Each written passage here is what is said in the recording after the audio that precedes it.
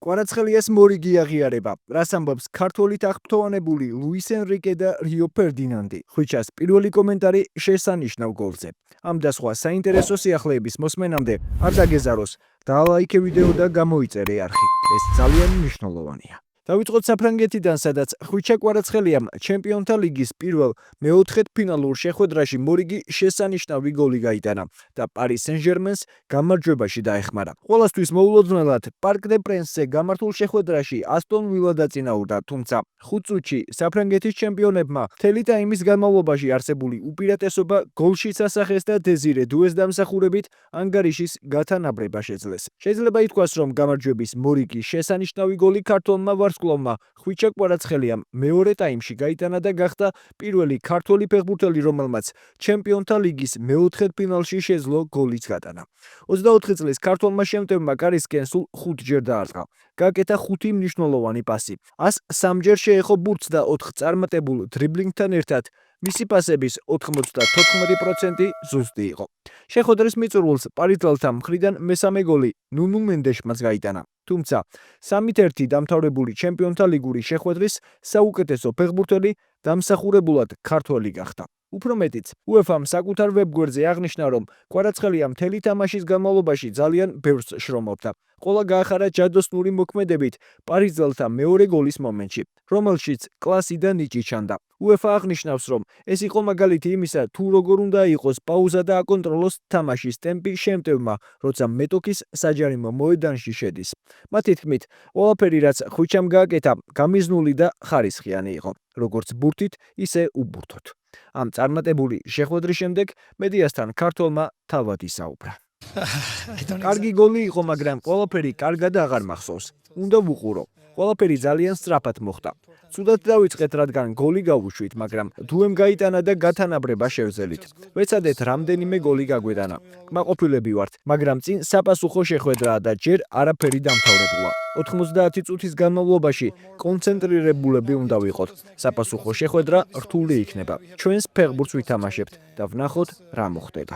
გამარჯვების შემდეგ ისაუბრა პარი სენ-ჟერმენის მთავარმამწვრთნელმა ლუის ენრიკემ და ასტონ ვილას მთავარმამწვრთნელმა უნაი ემერმა, რომელსაც პარიზული კლუბის შემტევები არ გამორჩა. კვარაცხელია ძალიან მრავალმხრივი ფეხბურთელია. მისი შეძენა 2023 წელს გვინდოდა, როცა მე აქ მოვედი. კვარა აერთიანებს ყველაფერს, რაც კლუბის პროექტშია. ახალგაზრდობას, ბურთთან ერთად ხარისხს, ბურთის გარეშე კარგ დაცვით უნარებს და ძალიან მაღალი დონის ფიზიკურ ფორმას. მას ძლიერი მენტალიტეტი და გამოცდილება აქვს. საუკეთესო ფეხბურთელის ჯილდო მიიღო, თუმცა შეიძლებოდა ის ლივერპულთან შეხვედრაშიც მიიღო. ასე რომ გამარჯვება დავიმსახურეთ. მართალია გოლი გაგვიტანეს, მაგრამ თამაში უბრალოდ უნდა მოგვეკო და ბოლო წუთზე გატანილი გოლი ჩვენთვის არაჩვეულებრივი იყო, რომელმაც თავდაჯერებულობა მოგვცა. ყველა მოთამაშე ჭკვიანი და ამბიციურია. ვცდილობთ ყველა შეხვედრა მოვიკოთ და ყველა შეხვედრაში ვიბრძოლოთ.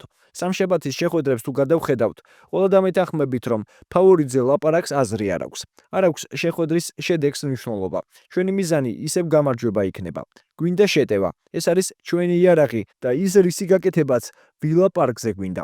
მესამე გოლი მნიშვნელოვანი იყო. საპასუხო შეხვედრაში მეტი სივრცე გვექნება, ვიდრე აქ გვქონდა. ასტონ ვილას მოუწევს მეტი სივრცის დატოვება და საინტერესოა რა მოხდება.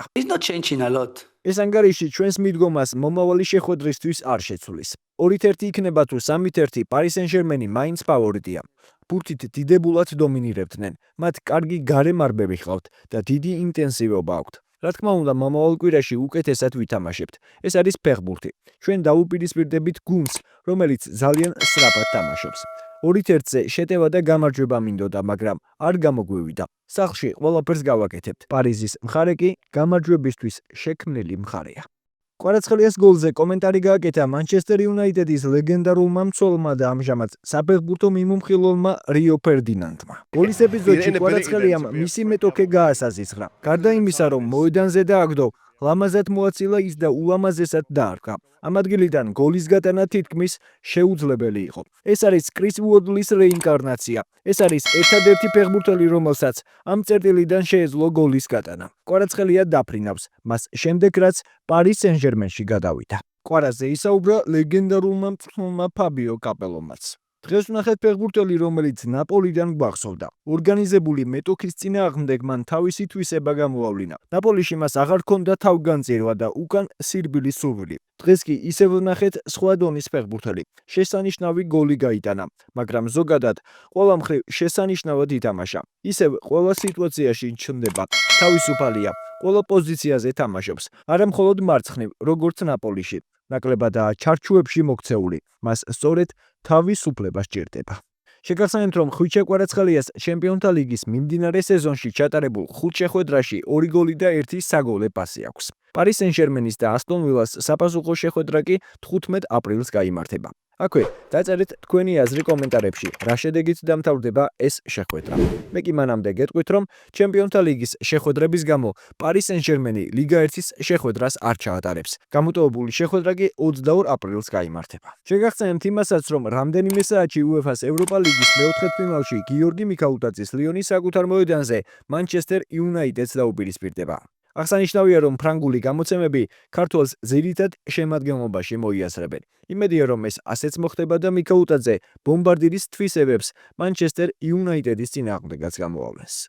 ახლა კი საკალათბურთო ჩემპიონთა ლიგა და გიორგი შერმადინის ტენერიფე, რომელმაც მეოთხედფინალში ტორტონა 93-89 დაამარცხა.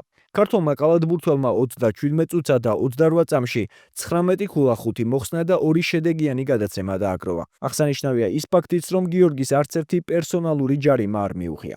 ქართველის გუნდი განმეორებით დაპირისპირებას 16 აპრილს გამართავს. სანდრო მამუკალაშვილის სან ანტონიო სპურსმა კი NBA-ს პლეი-ოფში თამაშის შანსი საბოლოოდ დაკარგა, რადგან ლოს-ანჯელეს კლიპერსთან 5 ქულის სხვაობით 17-122 დამარცხდა.